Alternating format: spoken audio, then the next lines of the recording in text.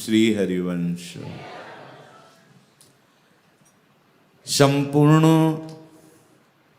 अखिल ब्रह्मांडों में जिनकी महामहिमा प्रकाशित है वो श्री हरिजू, इनके रोम रोम में अनंत ब्रह्मांड समाये हुए हैं, जो विविध अवतार धारण करके अपने शरणागतों को उनकी भावना के अनुसार सुख प्रदान करते हैं। वो हरिजू हमारे वृंदावन रस की उपासना की पद्धति को स्वयं क्रियात्मक शिक्षा देते हैं। ऐसे अनंत महिमामय होते हुए भी प्रियाजू की सखियों की वो विनय भरी वार्ता करते हैं, उनके चरणों में प्रणत होते हैं, उनको दुलार करते हैं और उनसे कृपा की याचना चाहते हैं। जबकि संपूर्ण जितना भी वैभव है वो सब इन्हीं का है, पर ये अनन्य भजन कैसे होता है ये स्वयं क्रियात्मक शिक्षा देते हैं। आचार्य हैं, यही गुरुदेव हैं, ये स्वयं आचरण करके दिखाते हैं। प्रेम रस ऐसा महामहिमामय है कि जब तक अहम होता है तब तक इसका किंचन मात्र भी परिचय प्राप्त नहीं होता, जो प्रेम रस है। स्वयं प्रभु अनंत ब्रह्मांडों की साहिबी का विस्मरण करके कैसी नवनिवृत्त निकुंज में दैन्यता का आचरण करके दिखाते हैं कि आश्चर्य होता है कि ये सिर्फ प्रभु ही कर सकते हैं, दूसरा नहीं। यद्यपि सकल लोक चूड़ामणि दीन अपन पो माने। क्योंकि प्रेम में अगर अहम झलकता है तो प्रेम होता ही नहीं, वो बनावटी होता है। प्रेम में अत्यंत दैन्यता होती है और समस्त प्राणी अहम के जाल में फंसे हुए हैं। मैं अमुक, मैं विद्वान, मैं रूपवान, मैं गुणवान, या मैं बहुत तरह का। यही संस्कृति का मूल है अहम, यही दुख का मूल है अहम, यही अविद्या का विस्तार करता है अहम, अज्ञान का यही अंधकार पैदा करता है अहम। बस इसी अहम को मिटाना उपासना है, साधना है।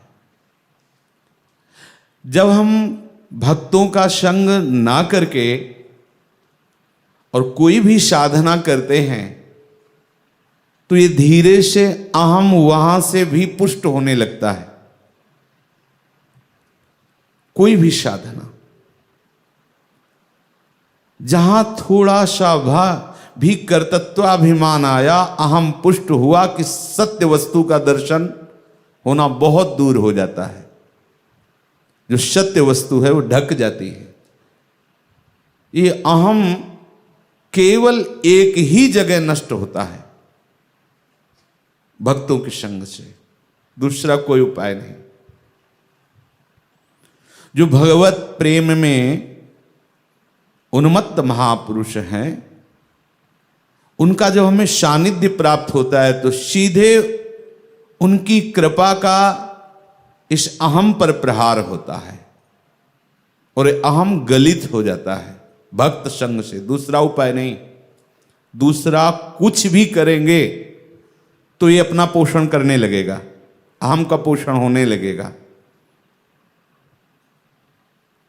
दूब का रस पीने वाले, वलकल की लंगोटी लगाने वाले, 60 हजार वर्ष तक ध्यानस्थ रहने वाले महापुरुष भी इसका शिकार हो गए और एक चक्रवर्ती सम्राट समस्त भोग वैभव से संपन्न, लेकिन अहम शून्य निकला।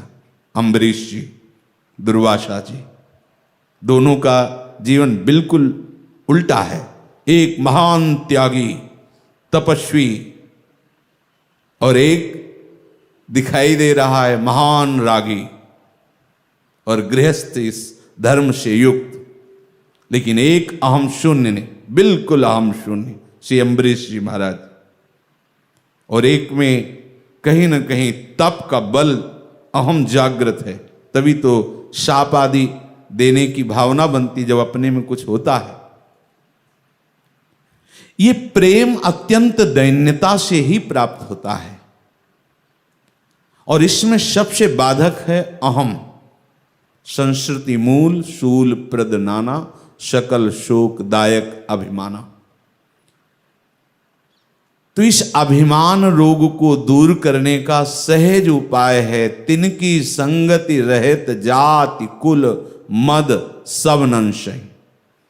जाति अभिमान, कुल अभिमान, विद्या का अभिमान, भक्ति का अभिमान, साधना, तपस्या, ब्रह्मचर्य, जितेंद्रियता, बहुत तरह से अहम पोषित होने लगता है। लेकिन जो ही हम भगवत भक्तों की चरण धूलि माथे पर धारण करके उनके समीप बैठते हैं तो बिना प्रयास के अत्यंत दुर्लभ बात सुलभ हो जाती है। क्या? अहम गलित हो जाता है। इसलिए ध्रुवदास जी कह रहे, अजहू सोच विचार के गहि भक्तन पद ओट, हरि कृपाल सब पाछली क्षमि है तेरी खोट। तुमसे जितने भी अपराध अहम के कारण बन गए, हरि बिल्कुल सबको माफ कर देंगे, पर भक्त चरणों का आप आसरा ले लो, सहारा ले लो, ओट हो जाओ। तो ये अपराध कराने वाला जो अहम है, गुणाभिमान, तपाभिमान, विद्याभिमान, रूप अभिमान, धन अभिमान आदि आदि, ये संतों के सानिध्य से नष्ट हो जाता है। जब हम किसी भगवत प्रेमी महात्मा के समीप बैठते हैं तो सबसे पहले इस अहम पर उनकी कृपा दृष्टि पड़ती है और ये अहम गलित होता है। हो सकता है वो कृपा दृष्टि तिरस्कार पूर्वक आपको लग रही हो या आदर पूर्वक लग रही हो, दोनों में अहम का ही। संतों के द्वारा प्राप्त जो आदर होता है वो माँ का जैसे दुलार बच्चे के लिए हितकर ही होता है, ऐसे उनके द्वारा दिया हुआ प्यार दुलार वो अहम का पोषण नहीं करता है, वो अहम का मर्दन ही करता है। आपके हृदय में ये नहीं आएगा कि मैं इतना गुणशाली हूँ, इतना प्रभावशाली हूँ, देखो ये महात्मा भी हमारा आदर करते हैं, ऐसा नहीं है। ऐसा आएगा, देखो हरिजू की कृपा है कि ये संत ऐसे निरपेक्ष मूर्तिमान भगवत अनुराग स्वरूप होकर भी हमें दुलार कर रहे हैं, ये मेरे हरि की कृपा है। ऐसा अनुभव होता है। कभी ऐसा अनुभव नहीं होता कि हम बड़े भगत हैं इसलिए हमें ये इन महान संत का सानिध्य मिला, ऐसा नहीं होता। जैसे श्री विभीषण जी को परम ज्ञानवान, परम भक्ति के रस में डूबे हुए महान समस्त विद्याओं के आचार्य श्री हनुमान जी महाराज का बिना किसी चाह के दर्शन हुआ तो हृदय से निकल पड़ा, या प्रभु की हमारे ऊपर अहेतुकी कृपा है, ये मुझे विश्वास हो गया। जो प्रभु मोहि अनुग्रह कीन्हा, तो तुम आई दरस हट दीना। अपने गुणों पर दृष्टि नहीं गई कि मैं लंका में रह करके ऐसी एकांतिक भक्ति करता हूं कि उसके प्रभाव से हनुमान जी जैसे महान भक्त मेरे दर्शन करने के लिए मेरे घर आए, ऐसा अहम नहीं आया।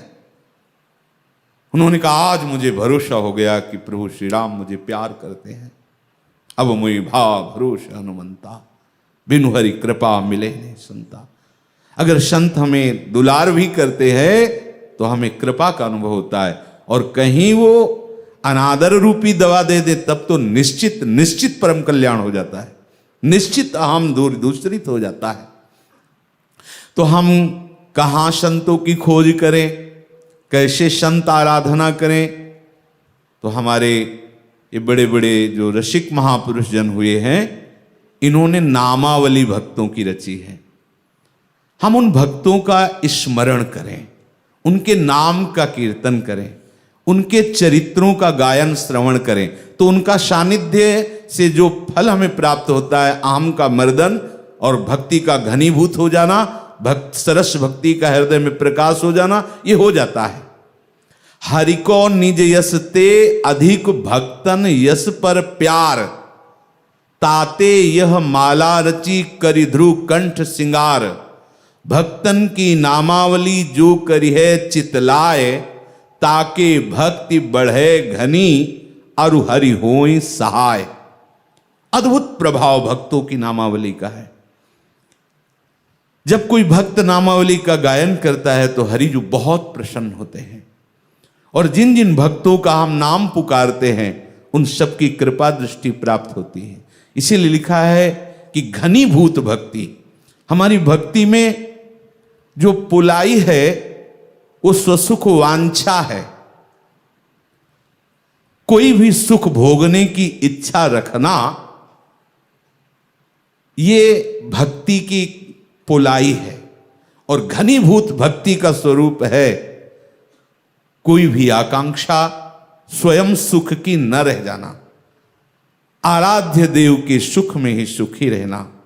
ज्यों ज्यों राखत हो त्यों त्यों रहियत हो हरि। जैसे आप रख रहे हो वैसे हम प्रसन्न होकर रह रहे हैं। अपने आराध्य देव के द्वारा किए हुए विधान में राजी रहना। जोई जोई प्यारो करे सोई मोहि भावे, ये भक्ति का घनीभूत स्वरूप है। और अपनी इच्छा होना ये भक्ति की पुलाई है। अभी घनीभूत भक्ति नहीं हुई, अभी कहीं न कहीं जगह है सुख वांछा की। और ये भक्त संग से, भक्त चरित्र श्रवण से, भक्त नामावली का गायन करने से निश्चित हृदय में सरस भक्ति, घनीभूत भक्ति का प्रादुर्भाव होता है। भक्ति का घनीभूत हो जाना अर्थात अविद्या मुक्त हो जाना, त्रिगुणात्मिका माया के बस से मुक्त हो जाना। जब हम भक्त नामावली का गायन करते हैं तो बड़े करुणा में महान महान भक्त हैं जिनके हम नाम गायन करते हैं, उनकी कृपा दृष्टि हम पे होती है। जैसे कोई हमारा नाम पुकारे तो एकदम हमारी दृष्टि जाएगी। ऐसे हम जब इन बड़े बड़े महापुरुषों का, जिन्होंने अपने प्रेम से प्रभु को रिझा लिया है, प्रभु को अपने हृदय रूपी कमल में प्रकाशित कर लिया, विराजमान कर लिया है, वो जब हमारी तरफ देखते हैं तो फिर ये काम क्रोध लोभ मोह मद मत्सर आदि ये हमारी तरफ देखना बंद कर देते हैं। इसलिए भक्त कृपा दृष्टि बिना कोई हरि प्रेम में मत वाला नहीं हो सकता। जहां कहीं किसी को भगवत प्रेम मिला तो उसमें भक्त संग। तभी हमारे श्री ध्रुवदास जी कह रहे हैं, रेमन रसिकन संग बिनु रंचना उपजय प्रेम। क्यों? क्योंकि अहम बना रहता है। कोई भी साधन करे तो उससे अहम पुष्ट होने लगता है, लेकिन जब रसिकों का संग तो फिर कृपा का परिचय मिलने लगता है। कहो कृपा उपजे के भांति, तो रसिकन संग फिरो दिन राती।